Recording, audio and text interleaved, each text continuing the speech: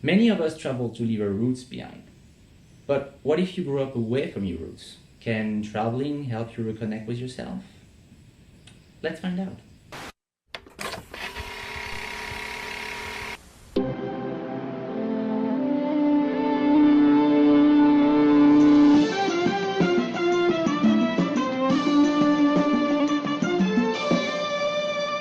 Hi, Sam. Welcome to Travel Talk. Hello, thank you for having me. So, Sam, you're born in La Paz, you got adopted, you grew up in Maryland, you have a bachelor in fine arts, you work in design and marketing, and 7 months ago, you decided to leave everything behind. You resigned from a job you love to travel the world. You're in Guatemala at the moment, and you're about to get your Bolivian passport back. My first question is really simple. Do you feel American, Bolivian, or both? Definitely both, and my features throw people off. So I usually get Peruvian, Filipina, and Guatemalan a lot, which to me, I think that's an honor to be multicultural. So I'm definitely both. So you had a job you loved, you had friends, a home. You left all that behind. Are you crazy?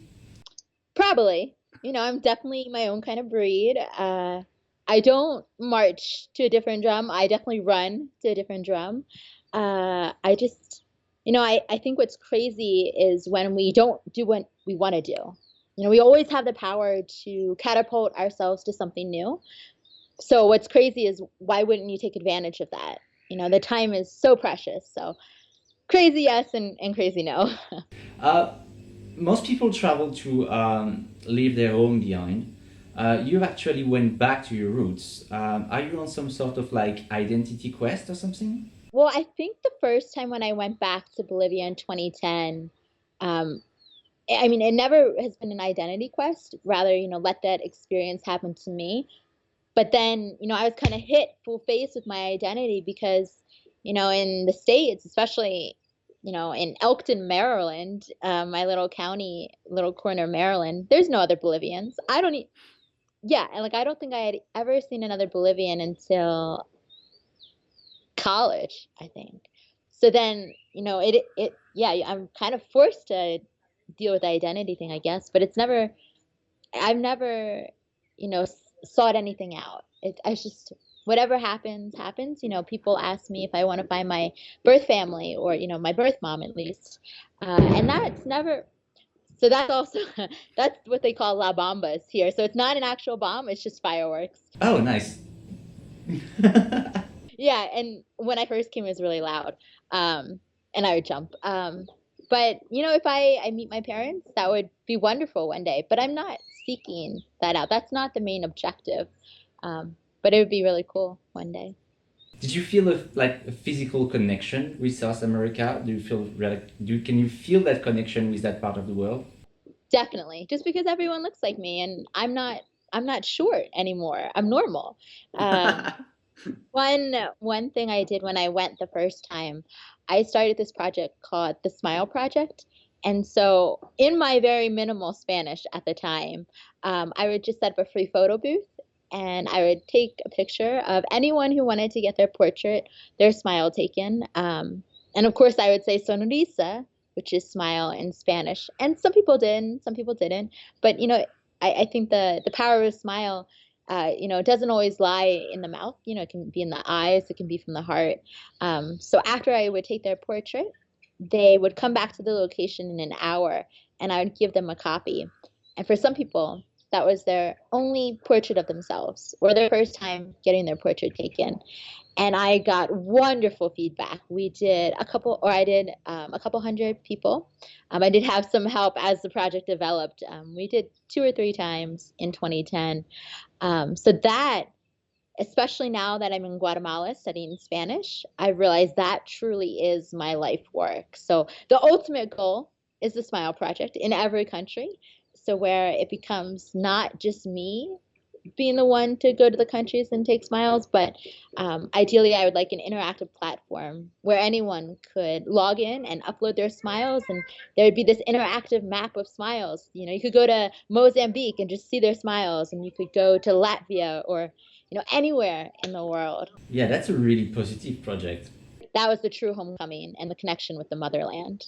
What's the story with your Bolivian passport? You told me that you were going to get back your Bolivian passport soon.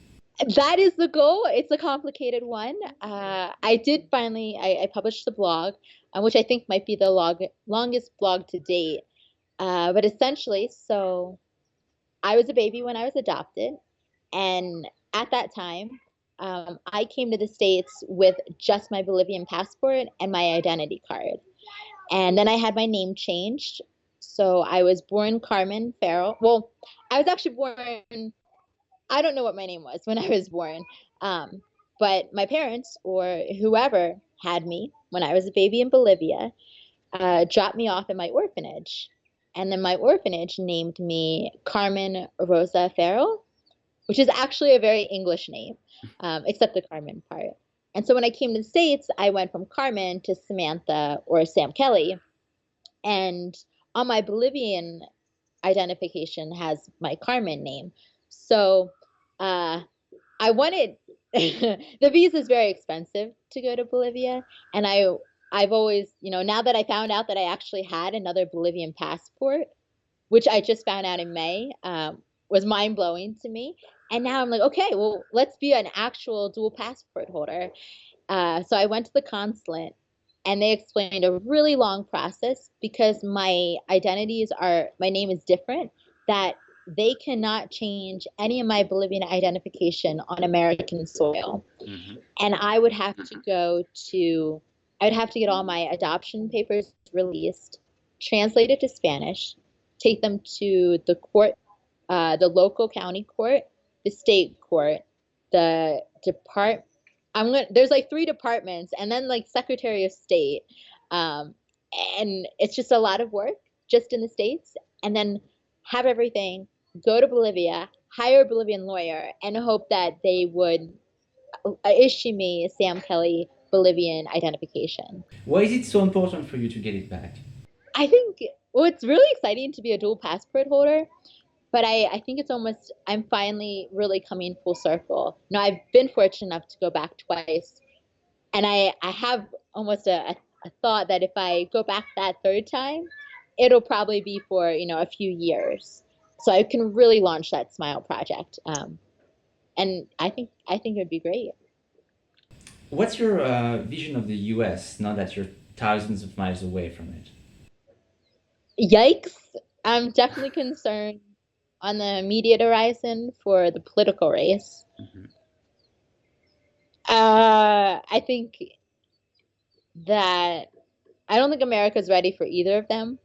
And I really wish we could vote for Frank Underwood from House of Cards. But Yeah. it's just, yeah, yikes. Do you think that having those two identity give you a different point of view on your country? Yes. While I'm here studying, one of my directors at my Spanish school, he says that I'm Evo's daughter. So Evo Morales is the presidente, presidente of Bolivia. So I always think of myself, okay, what would Evo do?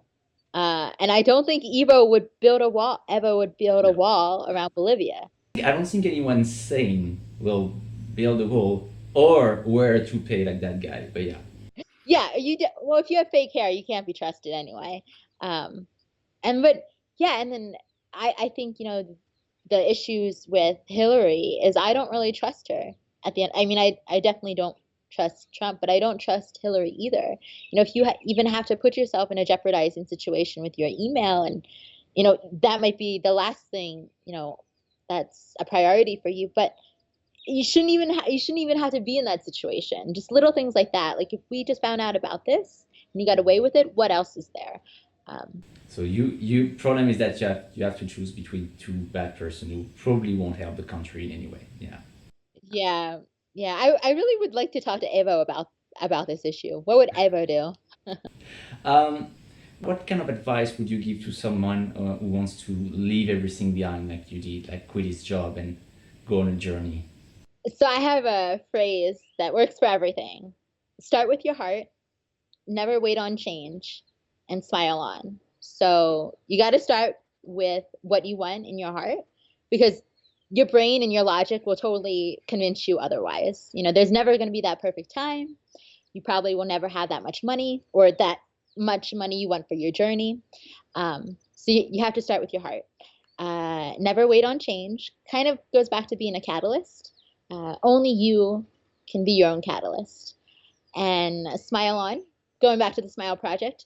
But also, I found the world is a lot more friendlier with a smile. And I'd much rather be that person with the smile than the one not smiling back. I think that's it, Sam. We're running out of time. I think if we had to summarize that interview, the keyword would be smile, right? Of course. Yep. It's my signature. Thank you very much for joining. Thank you very much for having us this morning. Let us know how your trip goes. Feel free to call us again if you have new stories. And have a great time and good luck with the passport. Awesome. Thank you so much. Thank you very much. Bye, Sam. Bye bye. That's it for today, guys. If you want to know more about Sam, you'll find the link to our blog in the description below. If you like the video, you can share it, you can subscribe to our account, and that's all for today. We'll see you next week. In the meantime, keep traveling, don't stay home, it's boring, and have a nice week, guys. Bye.